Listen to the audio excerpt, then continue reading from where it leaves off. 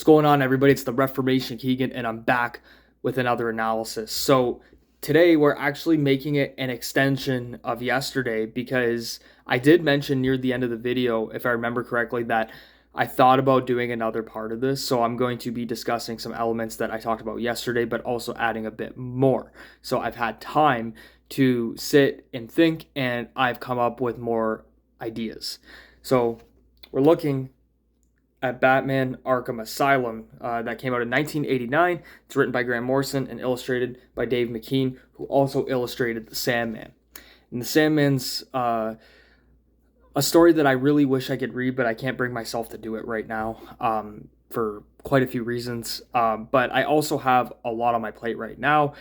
I'm reading a lot, I'm doing a lot of research, and I'm actually trying to write my own story. So I've already come up with a whole character arc. I have come up with a whole bunch of different narratives for each issue, and I'm currently writing a first draft too. But one of the things I'm doing is I'm researching a lot of Batman, so it's not the exact same stories, because with Batman there's a lot of dark undertones and darker overtones that I think a lot of writers unintentionally use, and I would like to be an exception to that rule. I have I have an honors degree in English, and I'm in the midst of getting my master's. Might as well use it for something, right? In the meantime, I'm doing these analyses because, quite frankly, they're a lot of fun to do. And then usually when I'm done analyzing one of these comics on video, I end up coming up with more ideas. And right now the ideas are fresh in my mind, so I'd like to bring them to the proverbial table. So we're starting again with Batman Arkham Asylum. Grant Morrison is one of my favorite writers because he always brings something different. He's a very innovative writer, a very unique writer. Guys like him and Jeff Loeb, Mark Waid, Alan Moore, Dan Jurgens, there's so many that bring different elements, but they're also very similar in a lot of other ways. And maybe one day I'll do a video where I'm breaking down a whole bunch of writers within a specific video just titled, Comic Writers Analyze, something like that. But one of the things I want to talk about is some of the connotations of mental health and realism within Arkham Asylum. One of the things that I've picked up on is that Grant Morrison and Dave McKean disagreed a lot on the contents of the story and a lot of the artwork. I heard that Grant Morrison wanted his panels to be all linear in a similar manner, and Dave McKean was against that. One of the things that I've learned from an educational point of view is when I'm writing my stories now, whenever I do collaborate with an artist, I think I just want to allow my artists to have free reign with what they're doing, but to also make sure that their actions in their artwork are matching what my prose is saying to the reader. One of the other things I picked up on was obviously the different uses of fonts. The cursive writing for Amadeus Arkham's journal, his diary, was intriguing. Sometimes it was a little bit hard to read, I think, not because of the cursive, but I think the font was too small. I think the font could have been expanded a little bit, but also too, I'm not an artist and a letterer, so I can't really elaborate more on that, but I'm saying that from a reader's point of view. I thought the scattered, scribbly kind of font for the Joker was fine, but again, a little bit hard to read because Dave McKean's artwork is already dark, and then you're adding another intricate layer of almost artwork in its prose. So the prose itself is artwork in a lot of ways, especially in this scribbly, unstable kind of font. And I think the font's great because it matches what the Joker is saying, what the Joker stands for from the perspective of instability. But at the same time, it can be hard to read when the font's already in a dark red, kind of like this color right here, and it's already on top of something else darker. So it's a little bit difficult to read. But other than that, there's not really much complaints on the artistic side. I thought Dave McKean's art was absolutely beautiful.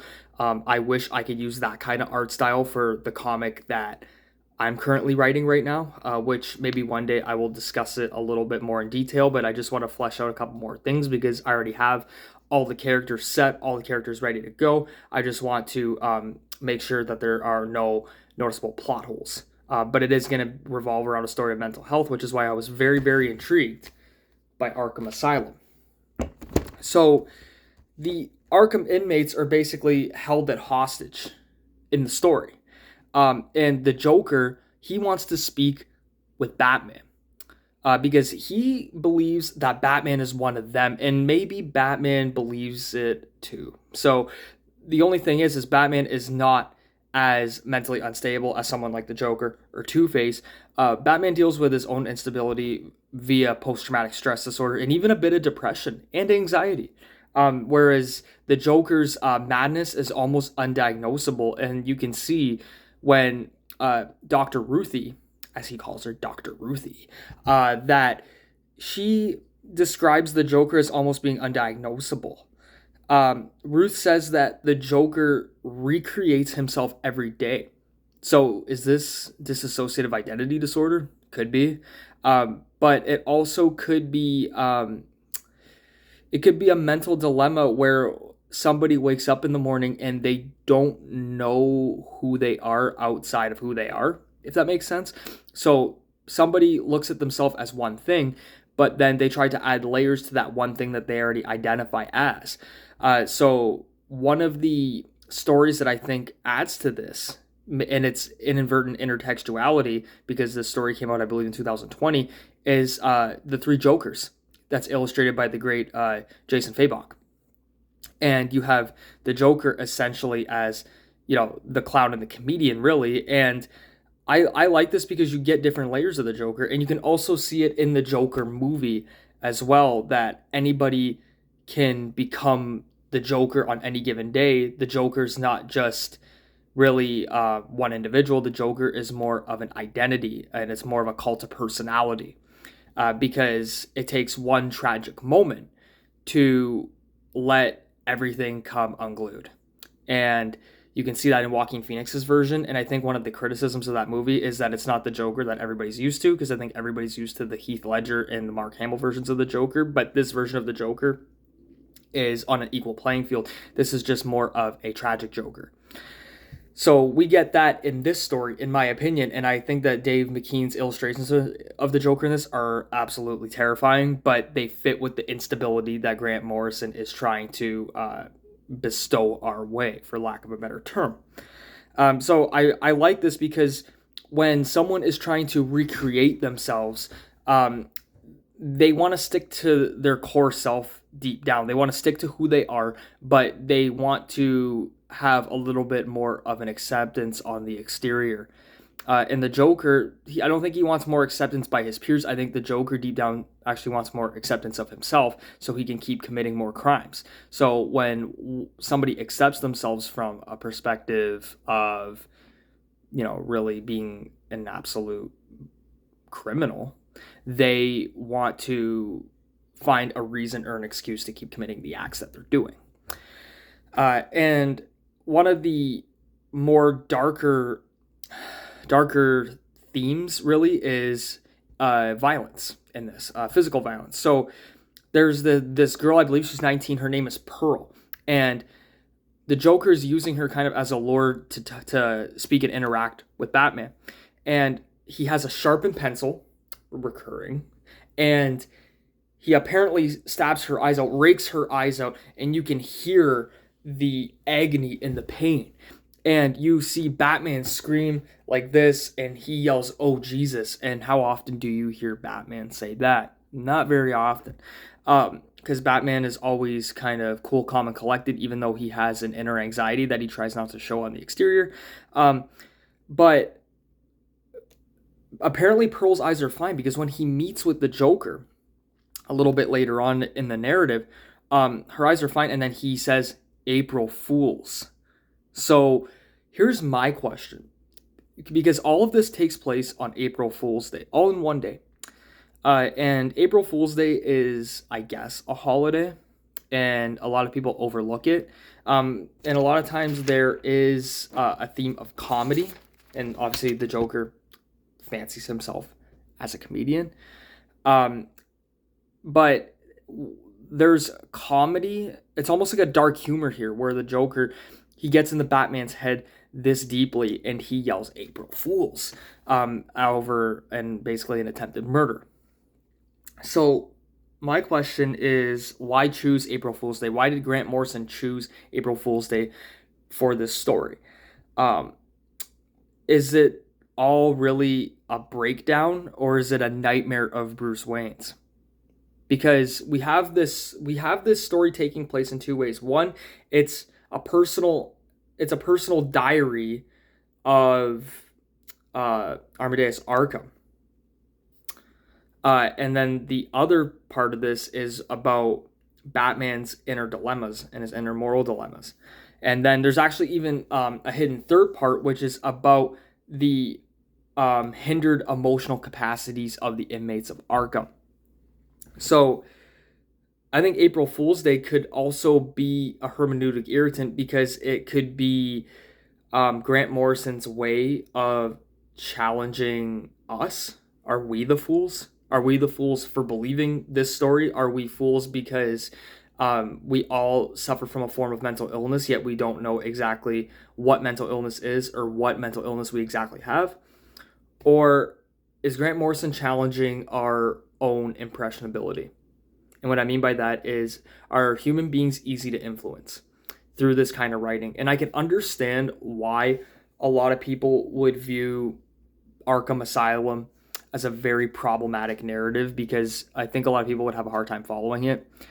And it's a very deep story that uses a lot of metaphors and uses a lot of terminology that I think a lot of people don't catch on. And there's a phrase in the literature world, and it's called know your audience. And a lot of people have criticized Grant Morrison over this because a lot of people have complained that they don't understand the story. But I think one of the things about this narrative itself is that you're not supposed to know everything. And I think that's another theme with the Joker. And I think the characterization of the Joker is symbolic of that, metaphorically, of you might think you know everything that you need to know, but really you don't. And that's a part of human nature. Because I think this story is a reflection on human nature. And I think that's why April Fool's Day is symbolic, because we're fools for thinking that we have the answers to every question, especially in the mental health world. That's why we still have asylums and we deem people insane. Maybe it's not insanity. Maybe it's just the way that human beings are supposed to act. Who knows? But I found this part very, very intriguing to the story. And I also think, too, with the violence of the Joker in this, it might be a theme of intertextuality. And I don't know if Grant Morrison aspired to be like Alan Moore or if he idolized Alan Moore. I don't know, because I believe that Arkham Asylum came out a year after The Killing Joke. But based on the way that he uses the Joker in this violent role, it's very eerily reminiscent to what the Joker does to Barbara Gordon, where he basically assaults her, and I'm just going to say assault, and he paralyzes her. So I wonder if there was a little theme of intertextuality there. And then we also have Two-Face. And in the Asylum, Two-Face is seemingly cured from his obsession with duality. And it's funny because we're talking about someone being cured from duality, but really this entire story itself, Arkham Asylum, is based off of dual narratives and dual stories. So he's seemingly cured from this duality obsession as he went from a coin to a die and then to tarot cards. And going from 2 to 6 and then to 78 is striking. Numerically, it is. But I want to know a little bit more about why these numbers were numerically chosen. Why did we go from 2 and then go to 6 and then go to 78? What do these mean? Obviously, with number 2, we understand it's in a pairs and it's in a viewpoint of duality. But number 6 represents harmony and nurturing. So is there a theme of harmony with Two-Face trying to be cured? Or is there a theme of harmony at the conclusion when he reverts back to going to number 2 again? Because if you look at this from a numerical point of view, there's an addition of 4 with 2 to 6. So if you subtract it, your sum is 4. And is there something else maybe hidden in that number 4? What else does number 4 mean? We can debate it. But he goes back to flicking the coin to decide Batman's fate at the conclusion, and even though it's almost at Batman's own request. And there are two additions to that coin, really. Even though the coin's two-sided, there are different images of what that coin represents, which can give two more additions to that coin already, hence the number 4. And I know I'm probably going crazy thinking about this, but I'm trying to look at it from Grant Morrison's writing style, from a metaphorical outlook. And then also, is there something harmonious about trying to change but then staying the same? Is that a paradox? I don't know. But also, number 78 is the balance between spiritual well-being. And is there, again, another paradox of Two-Face actually being better off as Two-Face than Harvey Dent? Because as we know, as the district attorney Harvey Dent, he's trying to rid Gotham of its criminal underworld, but he a lot of times has breakdowns and goes crazy as a result. And then as Two-Face, in a weird way, he can embrace the badness. So maybe that's why 78 is chosen. And also with those form of cards, those cards dictate fate. And Two-Face's fate at the end of this is that he goes back to actually being Two-Face and not having to be something that he's not. So is there a harmonious nature in just accepting who you are and being who you were designed to be? Because there is a phrase, you are what you are. And maybe that's synonymous with Two-Face.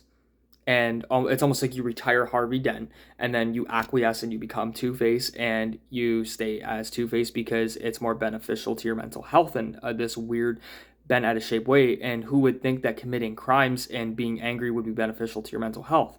Well, somebody who has completely lost everything, like Two-Face. Maybe it makes sense to him. Again, this is a hermeneutic irritant, and we're not supposed to always know the answers, which is why it's always fun to theorize this stuff. And then I also want to get to Arkham as well. And I've already said his name twice, so I'm not going to say it because it's a really long first name, and it's just it's a lot. So I'm just going to say Arkham because we know him primarily more as his last name, really, because of Arkham Asylum. So Arkham's family is murdered by Martin Mad Dog Hawkins, who was one of his inaugural patients at the asylum. And there's a theme of irony because Arkham ends up dying as an inmate of his own asylum. And there's a very common phrase out there now that says the inmates run the asylum. And it's pretty beneficial here for Arkham because he runs his own asylum even though he's a patient in it. There's almost a theme of dark humor with that. And the harsh, darker overtones in this, and undertones too, are obviously assault and murder, which Hawkins ends up doing to his wife and daughter. And again, this goes back to the intertextuality I mentioned a bit earlier about The Killing Joke, Alan Moore's really highly acclaimed story. And if you haven't read it, I recommend it. It's in the top 5 Batman stories ever. But Constance and Harriet are victims of other victims. But does this justify somebody who suffers from a different mental health disorder? I don't know. But I think it's worth bringing up because Constance and Harriet, we don't really know if they suffer from any form of mental illness. But these people at Arkham, like Hawkins, who suffer from mental illness, are suffering, but they also commit heinous acts. So is there a way that we can look at this and say their acts are heinous, but there's a reason behind it? And it's not justifying it. It's looking at it from a scientific and a logical point of view where you can see how there are different forms of victimization, and you can see how the term can branch out more because there are more than one form of victim in the world. Everybody's a victim of something. It just, I think there are levels to it. There are levels of where someone can be a victim, and you can be a victim emotionally, you can be a victim physically, and you can be a victim environmentally. There are many different ways of being a victim. So I think that this story shows us how we need to branch out with our definitions of various terms and just not look at them from a one-dimensional outlook. And it's funny because Arkham wants to be a psychiatrist after his mother dies. However, the way his mother dies is very complicated because we can look at it as a murder or we can look at it as assisted suicide. Because with assisted suicide, you are helping somebody commit suicide. So is that a form of murder? Or again, is it justified? And the theme of justification in this story is very, very fuzzy at best. So what it does, though, this assisted suicide slash murder, is it gives Arkham the platform.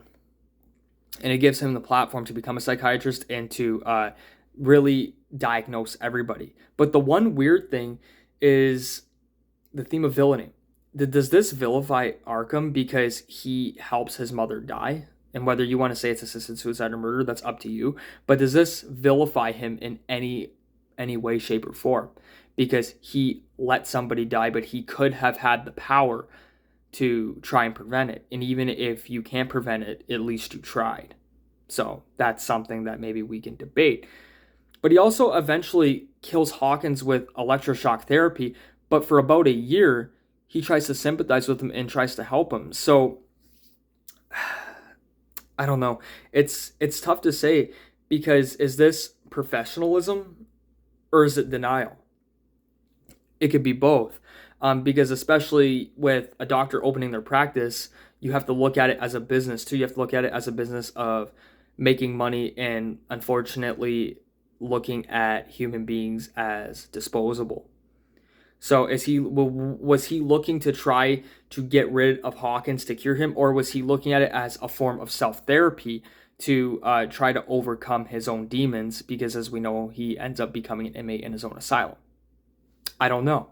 But I think they're questions, again, worth bringing up. Or is it a sense of denial that he's trying to not believe that this happened to his mother and, or, earlier on, and also is it denial over the fact that this person also murdered his wife and his daughter?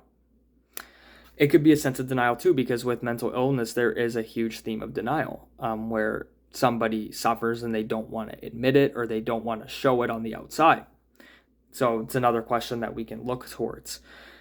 And then also I wanted to look quickly at Cavendish, because I believe that Cavendish is like a hallucinatory depiction of societal issues and societal problems and societal instability. So he really released these inmates, and then he, in this dark manner, wants to continue Arkham's work, even though he's committing all of these atrocities.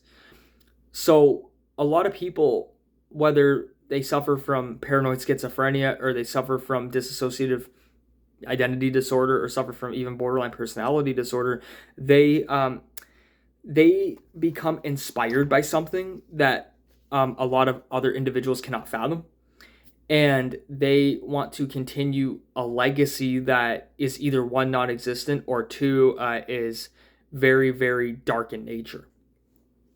So I thought the theme of Cavendish was very intriguing to this, and also very problematic for everybody, including Batman, who becomes reliant on a civilian to try and help him, which I think would get criticized today because of the evolution of the character. But I think what a lot of people forget when they're criticizing this aspect is that this is in 1989, and this is not far off the stories of Year One and even The Dark Knight Returns, even though that's a different canon. They don't realize that this is still a very young Batman and a young Bruce Wayne who is still trying to get more mature and is still trying to learn the job. So this is an inexperienced Batman, and the theme of inexperience is also something in this story that I think is very overlooked. So if you look at Batman today as opposed to 1989, you can see the evolution in maturity and experience that the characters had. But in 1989, he's young and he's naive, and also too, he is not as skilled as he is because he gets more intelligent as the years go on. So I have no problem with this aspect of him actually needing help, because maybe Batman isn't as familiar with mental health yet. And in 1989, from a theme of realism, individuals were not as educated on mental health as they are in 2025 or even in the mid 2000s to early 2010s. So that's another realistic depiction here that I think you can do when looking at it in retrospect and, looking at it from the past. So that's a little bit of what I had about Batman Arkham Asylum by the legendary Grant Morrison. Let me know what you guys think, because I'm happy I made another addition to this video because I think there was so much more to discuss. And most of all, don't forget to like, share, comment, subscribe. We're on the road to 500 subscribers. And in addition, if we hit 3,000 watch hours, I can put out better content for you as I'll become a YouTube partner. I can divide some of these videos and maybe add an extension to the channel. So let's get to that. I'll be posting a little bit more today, and I will see you relatively soon.